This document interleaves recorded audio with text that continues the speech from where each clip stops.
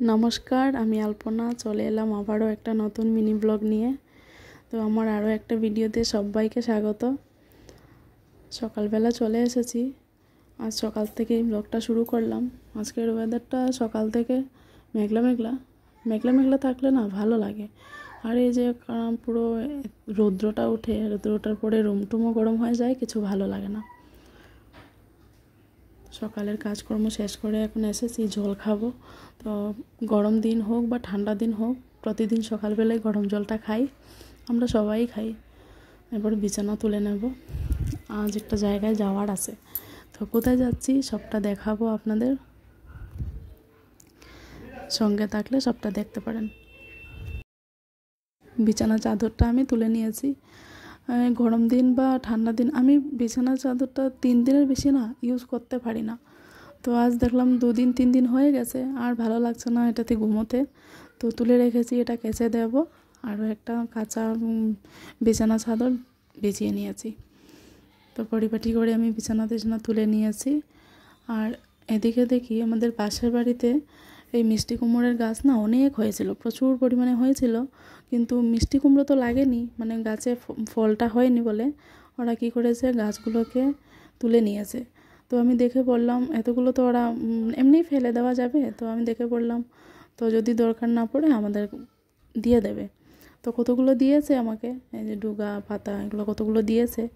আর জানেন তো এই মিষ্টি কুমড়োর পাতা বা চাল কুমড়োর পাতা এগুলো দিয়ে শুকনো মাছ দিয়ে বড়া বানালে না খুব ভালো লাগে খেতে। আর এই যে আগাগুলো দিয়ে চচ্চড়ি সর্ষে বাটা দিয়ে বানালেও সেটা ভালো লাগে, কিন্তু এই যে শুকনো মাছের বড়াটা খেতে খুব ভালো লাগে। তো আমি কতগুলো পাতা এখানে বেছে নিয়ে ফ্রিজে ঢুকিয়ে রেখেছি। কবে বানাবো সেটা জানি না, 2-1 দিন তো থাকবে ফ্রেশেই, সেই জন্য আমি গুছিয়ে রেখে দিয়েছি। স্নান টান করে চলে এসেছি, এই যে বেরিয়ে পড়েছি আমরা যাবো বলে। আর গড়ে বেশিক্ষণ ভিডিও করা হয়নি, দেরি হয়ে যাচ্ছে বলে। একটা মন্দির যাব, তো বলতে বলতে চলে এসেছি। এই যে এটা হলো বিশ্বনাথ চারিয়ালি, মানে বিশ্বনাথ ঘাটের মন্দির। এটা অনেক পৌরাণিক একটা মন্দির। তো এখানে যারা আছেন সবাই জানেন। আমি এই মন্দিরের কাহিনী এতটা বেশি জানি না। তো আমার হেলমেটটা ওর হাতে দিয়ে ছেলে আর বাবা যাচ্ছে, আর আমি বাইরে একটু বললাম আরে একটু ভিডিও করে নিই তারপরে যাব। তো এখানে এই যে ব্রহ্মপুত্র নদী, ভীষণ ভালো লাগে ভিউটা দেখতে। তো বলতে বলতে আমাদেরকে রাস্তার মধ্যে, এটা একটা অসমীয়া মানুষের ফেস্টিভ্যাল বলতে পারেন, কি ভাগবত না কি বলে আমি ঠিক ভালো করে জানি না। তো দেখে একটু ভিডিও ক্লিপ নিয়ে নিলাম। এখন যাচ্ছি বিশ্বনাথ চারিয়ালির দিকে। তো ছেলে বলছে খিদে পেয়ে গেছে, কিছু খাবো। ওর তো এই আসলেই খিদে পেয়ে যায়। এই যে টাউনে চলে এসেছি, এবার আমরা একটা রেস্টুরেন্টে যাব খাওয়ার জন্য। এখানে এসে এই যে বসে আছি, অর্ডার করা হয়ে গেছে, অনেকক্ষণ হয়ে গেছে, খাবার তো আর আসছে না। যে গালে হাত দিয়ে বসে বসে ভাবছি কখন যে আসবে আর কখন আমরা খাবো আর যাবো। আর বসতে বেশ ভালোই লাগছে, এসি হাওয়া লাগছে।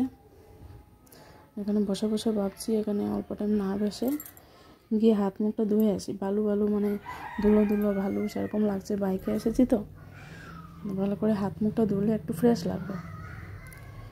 ভাবলাম এখানে হাত মুখটা ধুয়ে তারপর গিয়ে বসবো, খাওয়ার সময় না ধুলেও হয়ে যাবে। আর আমি ওকে বললাম রেস্টুরেন্টে আসার দরকার নেই, অনেকটা সময় লাগে জানো তো, হোটেলে গেলে ভালো। হয় যে বলতে বলতে খাবার চলে এসেছে, চিকেন কষা, fish curry, veg pulao, plain rice, salad. তো আমরা খেয়ে নিয়েছি, আবার ঘরের উদ্দেশ্যে রওনা দেব। তো আজকের ভিডিওটা এতটুকুই, ভালো লাগলে প্লিজ সাবস্ক্রাইব করবেন। টাটা।